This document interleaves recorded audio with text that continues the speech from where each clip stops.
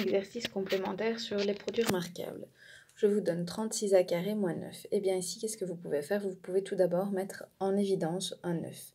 9 fois quoi donne 36A carré? 4A carré. 9 fois quoi donne moins 9? Moins 1. Ici, j'ai affaire à quoi? Eh bien, à une différence entre deux carrés. Ce qui devient donc 2A plus 1 fois 2A moins 1. Petite remarque, vous auriez très bien pu noter directement ici, en fait, 6A plus 3 fois 6A moins 3, c'est correct aussi, mais du coup, vous avez oublié de passer par la première méthode de factorisation. Donc, ceci est la réponse attendue. Après, moins 25A carré plus 4. Eh bien, ici, il faut réécrire le calcul correctement, c'est-à-dire dans ce sens-ci. J'ai donc affaire à une différence entre deux carrés. 4 est le carré de 2, 25A carré est le carré de 5A, ce qui donne 2 plus 5A fois 2 moins 5A. 3x carré moins 75, eh bien, encore une fois, ici, je peux mettre en évidence un 3. 3 fois quoi donne 3x carré? 3x carré. 3 fois quoi donne moins 75? Eh bien, moins 25. J'ai donc affaire à une différence entre deux carrés. Je factorise ça en x plus 5 fois x moins 5.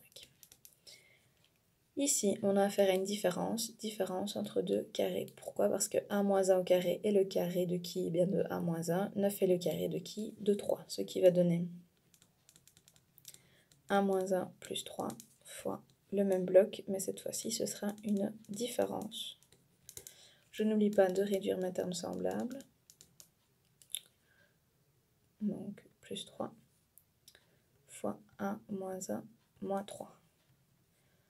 Moins 1 plus 3, ça fait plus 2. Et moins 1 moins 3, ça fait moins 4. Je vérifie ici dans mes deux parenthèses que je n'ai plus de facteur commun. Je n'en ai plus. J'ai donc terminé. Ici, j'ai encore affaire à une différence entre deux carrés.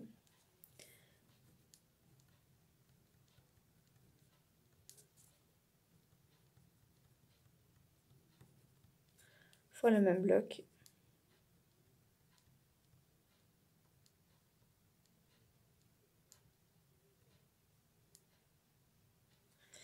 J'enlève mes parenthèses, ce qui devient donc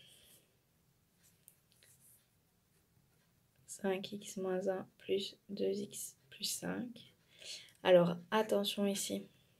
J'ai un moins devant une parenthèse, donc je dois refaire des changements. 2x était positif, je change de signe, ça fait moins 2x. Plus 5 était positif, ça devient donc négatif. Je réduis mes termes semblables. 5x, 2x, ça fait 7x. Moins 1 plus 4, moins 1 plus 5 plus 4. 5x moins 2x, 3x. Moins 1, moins 5, moins 6. Je vérifie que dans mes parenthèses, je n'ai plus de facteur commun.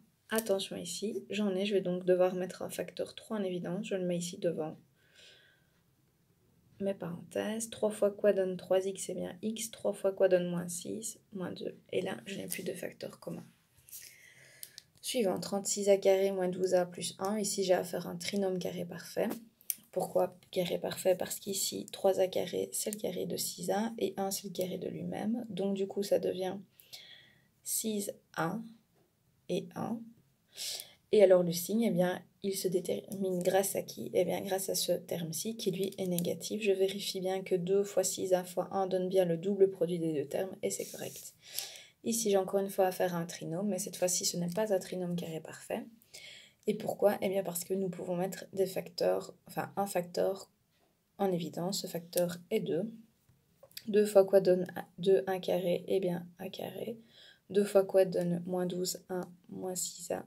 Et 2 fois quoi donne 18, plus 9.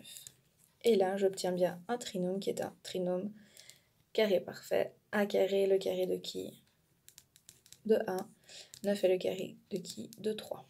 Est-ce que 2 fois 1 fois 3 donne bien moins 6a? Oui, c'est correct. Et je n'oublie pas d'indiquer le moins. Et c'est fini.